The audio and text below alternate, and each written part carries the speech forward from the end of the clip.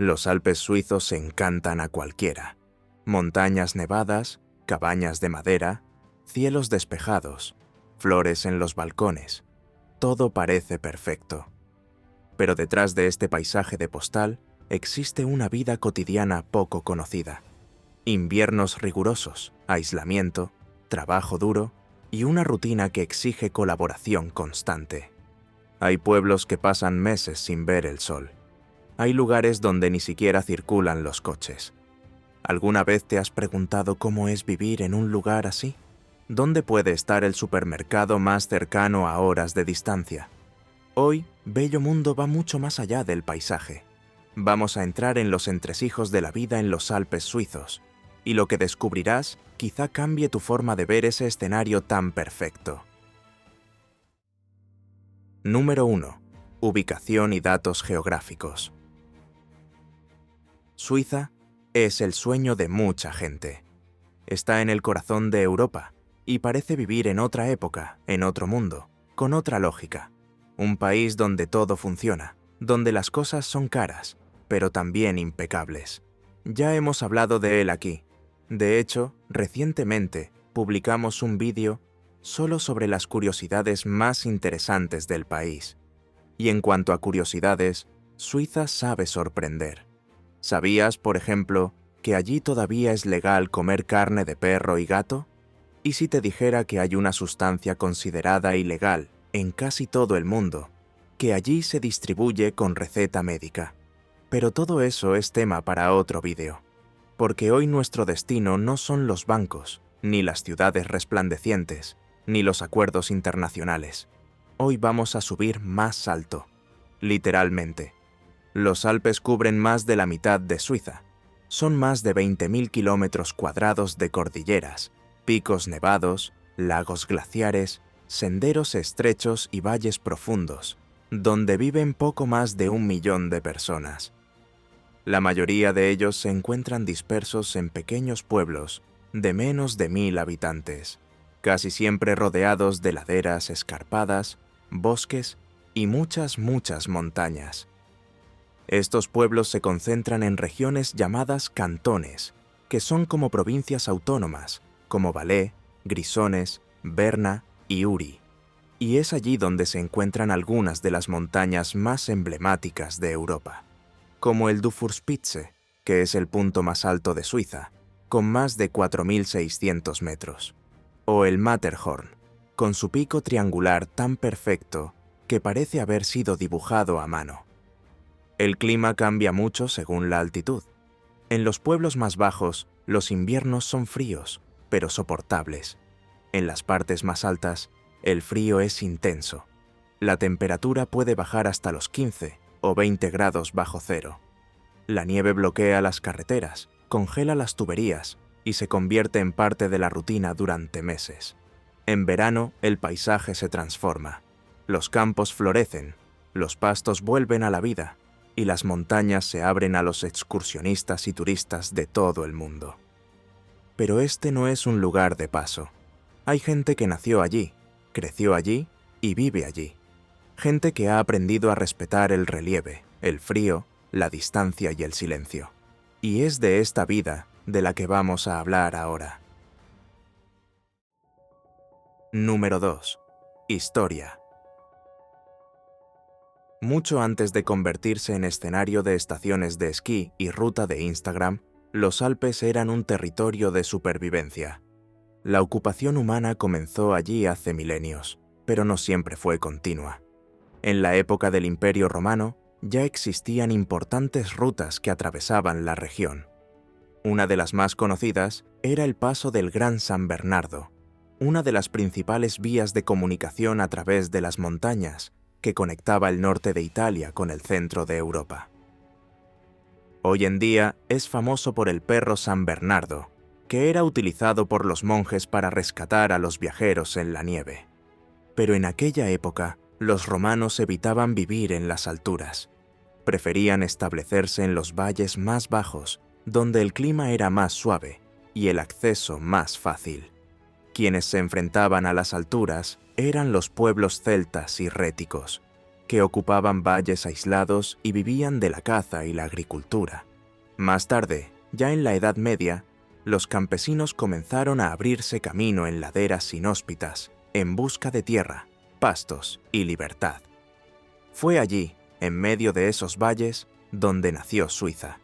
En el siglo XIV, 3 comunidades montañosas, Uri, Schwyz y Unterwalden, se unieron para resistir a los señores feudales. Así surgió la Confederación Suiza, un país fundado por pueblos que intentaban sobrevivir por su cuenta. Ese espíritu de independencia se convirtió en símbolo nacional. En algunos cantones, aún hoy, las decisiones políticas se toman al aire libre. Es el caso de la Landsgemeinde, una asamblea tradicional en la que todo el mundo vota levantando la mano en la plaza. Parece cosa del pasado, pero todavía ocurre. Durante siglos, la vida se basó en la agricultura de subsistencia. Cada pueblo tenía su propio sistema de riego, como los vises en el cantón del Valais. Criaban vacas, elaboraban queso y compartían los pastos. Eran comunidades cerradas, con acentos, reglas y leyendas propias. No fue hasta el siglo XIX cuando el mundo exterior comenzó a mirar con fascinación hacia los Alpes. El movimiento romántico europeo atrajo a turistas, alpinistas y curiosos a los pueblos más remotos. Los Alpes, nuestro destino. Número 3. Vestimenta y adaptación al frío. ¿Conoces el dicho, ¿por los ojos no se conoce a nadie? Pues bien, quien ve los verdes Alpes suizos en las fotos de verano, con vacas pastando y senderos floridos, no se imagina lo que es vivir allí en pleno invierno. Esas casitas encantadoras, rodeadas de montañas perfectas, soportan temperaturas bajo cero durante meses. Y cuando la nieve lo cubre todo, no hay ningún paisaje de cuento de hadas que pueda hacer frente al frío real que hace. Por eso, la forma de vestir en los pueblos alpinos no nació de una bonita tradición, nació de la necesidad. Siempre ha sido una cuestión de supervivencia. La ropa tradicional sigue el esquema de capas. Primero, ropa interior de lana, luego una camisa gruesa, un chaleco reforzado, un abrigo de lana batida o cuero, y, por encima de todo, una capa contra el viento y el agua. En los pies, botas pesadas, de suela firme, hechas para durar y aguantar el barro, la nieve y el hielo. En la actualidad, la ropa ha cambiado y se ha adaptado, pero la lógica sigue siendo la misma. Todo el mundo lleva ropa térmica, abrigos acolchados, gorros, bufandas, guantes y botas impermeables. En algunos pueblos, la ropa de diario es prácticamente la misma que la de las pistas de esquí. Y la adaptación también se produce dentro de casa. Número 4. ¿Cómo funcionan las casas? Para soportar el invierno alpino, no basta con vestirse de lana. La casa también tiene que estar preparada para la guerra. Y allí, cada detalle está pensado para afrontar meses de frío, viento y nieve. Lo que parece una decoración encantadora es, en realidad, una estrategia de supervivencia. Las paredes son gruesas, de madera o piedra, con aislamiento térmico reforzado. Las ventanas son pequeñas y tienen doble acristalamiento para mantener el calor dentro y el viento fuera. Los tejados son inclinados para que la nieve se deslice y no se acumule. Y el sótano subterráneo sirve tanto para almacenar leña como para guardar alimentos protegidos de las heladas. En las casas más antiguas todavía se utiliza el Kachelofen, un horno de azulejos que calienta el ambiente de forma lenta y continua. Una vez calentado, irradia calor durante horas. En tiempos de energía cara, esto sigue marcando una gran diferencia. El agua proviene de sistemas protegidos contra la congelación, y no es raro encontrar pueblos con fuentes públicas en el centro que funcionan todo el año. Dentro de las casas, todo está pensado para ahorrar. Las duchas son rápidas, las habitaciones se calientan de forma selectiva y el aire debe circular todos los días, incluso en el frío, para evitar el moho. Pero si hay algo tan importante como el abrigo adecuado y una casa bien aislada, es la comunidad. Porque en los Alpes, una golondrina sola no hace verano, o, en este caso, no sobrevive al invierno. Número 5. La vida cotidiana y la vida en comunidad. La vida cotidiana en los pueblos alpinos puede parecer sencilla, pero está lejos de ser monótona. Levantarse antes del amanecer es una rutina, sobre todo para quienes se dedican al ganado. Hay lugares donde el día comienza con el repique de los cencerros de las vacas y termina con el de la iglesia. Muy temprano, las familias ya están en pie, alimentando a los animales, ordeñando leche fresca y echando leña al fogón. La ayuda mutua es la ley. Hoy ayudas al vecino a arreglar el granero. Mañana él te ayuda a pilar leña o a recoger el heno antes de la primera nevada. Cuando nieva, todos se reúnen para limpiar los caminos, proteger los tejados o ayudar a quienes viven solos. Y todavía hay pueblos donde nadie cierra la puerta de su casa, porque todos se conocen, todos se cuidan. Los niños crecen a un ritmo que ya casi no existe en las ciudades. En verano, corren por los campos en flor. En invierno, bajan en trineo y juegan en la nieve. En muchos lugares, las escuelas son pequeñas y multigrado, con un solo maestro que enseña a niños de diferentes edades. En otros, los alumnos toman un autobús que baja la montaña todos los días hasta la escuela del valle. Y este sentido de comunidad también se manifiesta en la forma en que los habitantes hablan, celebran y se relacionan con el mundo. Número 6. Idioma, religión y costumbres. Hoy en día, más de 2 millones de personas viven en los Alpes suizos. Son pequeños pueblos repartidos por 4 cantones principales: Valais, Berna, Grisones y Uri.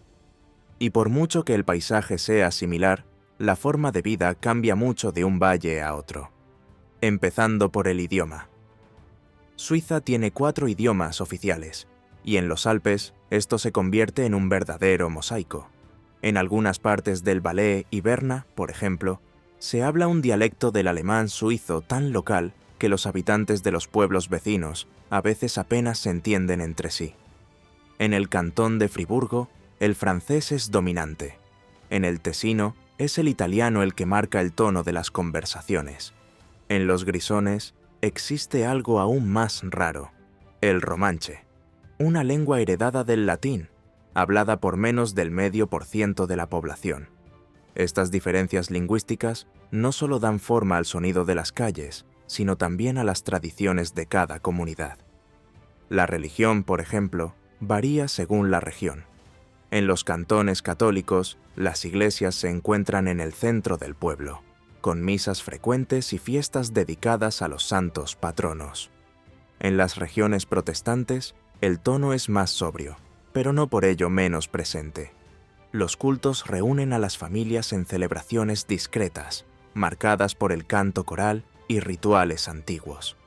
El calendario religioso se respeta en todos los rincones.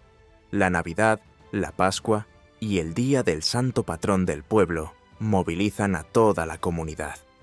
Y todo ello se refleja en costumbres muy propias, como las procesiones, las fiestas comunitarias y los rituales de cada estación.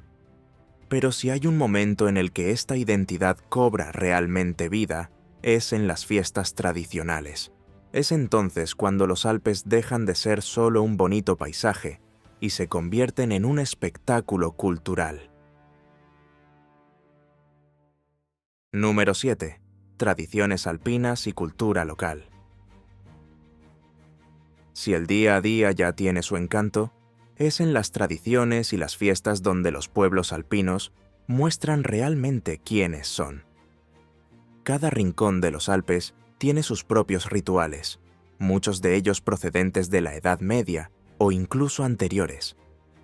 Uno de los más esperados tiene lugar a finales del verano, cuando las vacas regresan de los pastos de altura. Es el famoso Alpabzug en alemán o Des Alpes en francés. Se celebra entre septiembre y octubre y se convierte en un auténtico desfile. Los animales bajan de la montaña adornados con flores y cencerros brillantes. Los pastores visten trajes típicos. Los habitantes preparan puestos de queso y vino caliente, y la música se apodera de las calles. Es el cierre simbólico del verano, celebrado con orgullo por quienes viven del ganado. En algunas regiones del Valais incluso hay torneos entre vacas. Son las llamadas luchas de reinas, entre vacas de la raza Eriens. No hay sangre. Es solo una prueba de fuerza, en la que dos vacas se enfrentan hasta que una se rinde. La ganadora se convierte en una celebridad local y gana incluso una corona. Y a nadie le parece extraño, porque allí los animales forman parte de la vida de una manera que va más allá de la ganadería. Pero no solo los pastores celebran la fiesta. En enero, en el cantón de Grisons, tiene lugar uno de los rituales más curiosos del año, el Chaland-a-Marth. Jóvenes y niños recorren las calles con cencerros colgados, haciendo estallar látigos y armando ruido para ahuyentar el invierno y llamar a la primavera. Este festival se hizo famoso en todo el mundo, gracias a la serie de dibujos animados Heidi, basada en el libro de la escritora suiza Johanna Spyri. La historia de la niña huérfana que se va a vivir con su abuelo a los Alpes ha encantado a generaciones, y el Chaland-a-Marth aparece en uno de los episodios como símbolo de la cultura local. El carnaval, por su parte, tiene versiones únicas, con trajes tradicionales y personajes que se burlan de la vida en el pueblo.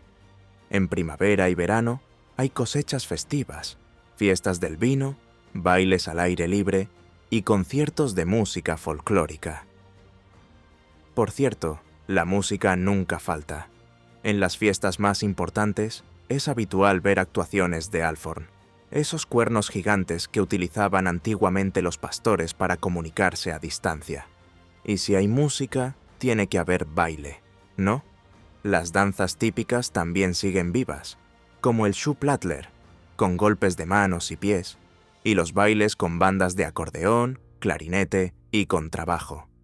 Y por supuesto, la comida también refleja toda esta energía y diversidad cultural, porque la comida también es cultura. Número 8. Gastronomía. Si hay algo que no falta en los pueblos alpinos, es la comida con historia. La cocina es sencilla, pero sustanciosa, y cada plato lleva consigo un pedazo del paisaje. El día comienza temprano y con un desayuno reforzado, sin prisas ni cereales industriales. En muchos hogares todavía se hierve la leche fresca ordeñada esa misma mañana. El olor del pan rústico en el horno, el café negro en la estufa de leña y la mantequilla casera es casi un ritual. En el almuerzo entran en escena los ingredientes que vienen directamente del campo. Un plato típico es la sopa de cebada, caliente y espesa, perfecta para combatir el frío. Pero ningún símbolo es más fuerte que el queso fundido. Está la raclette, que se sirve con patatas y pepinillos. De hecho, en la región del Valais, ninguna fiesta está completa sin él. Se sirve a voluntad, acompañado de vino blanco, fendant, producido allí mismo en los viñedos de los valles más bajos. Sí, existe el vino alpino, y es muy respetado. En Appenzell, lo que reina en las fiestas son las salchichas ahumadas y los pasteles de frutas secas.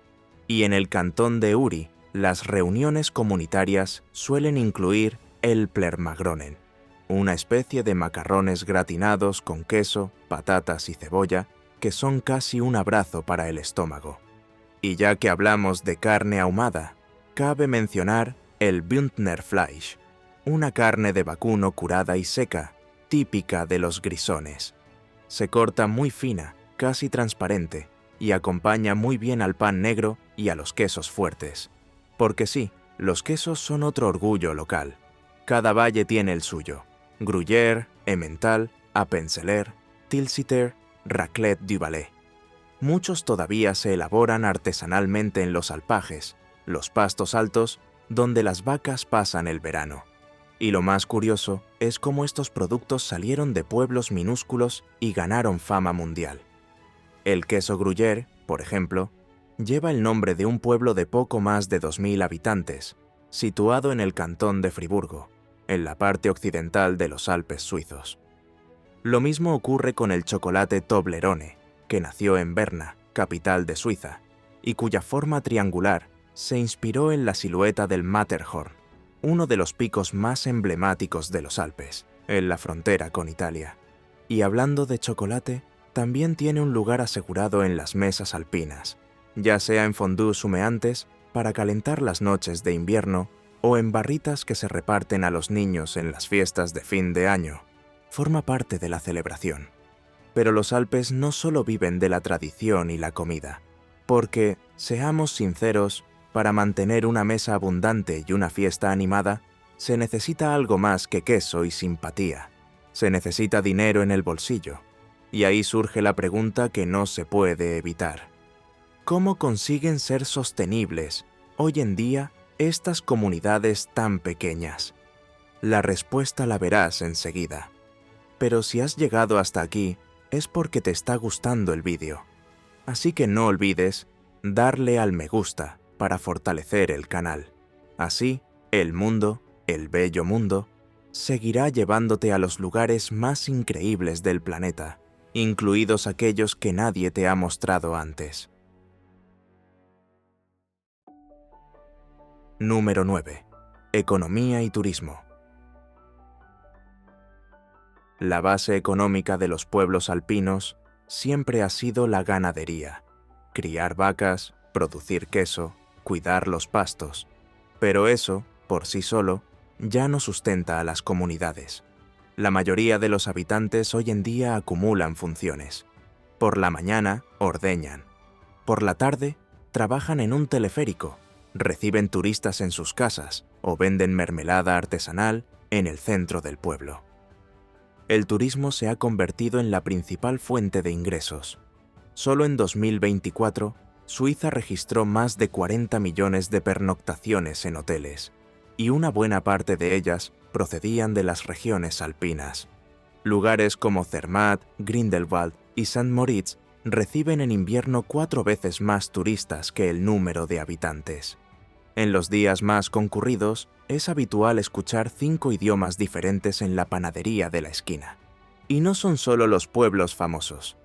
En los más pequeños, el turismo ha llegado de forma más discreta. Senderistas en verano, esquiadores en invierno, ferias de productos locales, visitas guiadas por los habitantes más mayores, museos improvisados en antiguas iglesias. Cada franco que gasta un visitante ayuda a mantener vivo el comercio, la escuela y la estructura del pueblo. La economía también va más allá del turismo. Hay producción de vinos de altura, artesanía, quesos con denominación de origen e incluso centrales hidroeléctricas que aprovechan los ríos de montaña. Hoy en día, lo que se ve es una economía creativa y adaptada a la nueva realidad. Pero toda esta actividad económica también plantea grandes preocupaciones y retos. Número 10. Retos. La verdad es que mantener viva una comunidad en los Alpes no es tarea fácil. Detrás de los paisajes perfectos hay una serie de retos que ponen en peligro el futuro de estos pueblos. Y el primero de ellos es la presión de la urbanización. Parece extraño hablar de urbanización en lugares tan pequeños, pero ocurre. Incluso sin aumento de la población, el número de viviendas ha crecido en las últimas décadas. Son chalés más grandes, segundas residencias de gente rica, que solo aparecen en Navidad y en verano. Esto llena los pueblos, inflan los precios de los inmuebles y vacían la vida comunitaria fuera de temporada. Otro reto es el medioambiental. Las montañas están sufriendo el calentamiento global. La temporada de nieve se ha acortado, los glaciares se están derritiendo, y las estaciones de esquí de baja altitud ya se enfrentan a la falta de nieve. La solución ha sido utilizar nieve artificial, pero esto consume agua y energía, y no resuelve el problema a largo plazo. Y hay más. El suelo alpino es frágil. Cualquier construcción mal hecha, cualquier eliminación de vegetación puede provocar deslizamientos. En 2017, el pueblo de Bondo vio cómo parte de la ladera se derrumbaba tras el deshielo del permafrost, ese suelo que debería llevar milenios congelado. Para empeorar las cosas, el cambio climático también afecta a la fauna y la flora. Las marmotas y los cabritos monteses están subiendo a altitudes más elevadas en busca de frío. Algunas especies de pinos sufren plagas que antes no resistían el hielo. Y los habitantes lo notan. Flores que brotan antes de tiempo, tormentas fuera de temporada, veranos más secos. La presión no es solo medioambiental, también es social. Muchos jóvenes abandonan los pueblos en busca de oportunidades en las ciudades. Y con ello, el riesgo de despoblación es real. Las escuelas cierran, las iglesias se vacían, las tradiciones se pierden.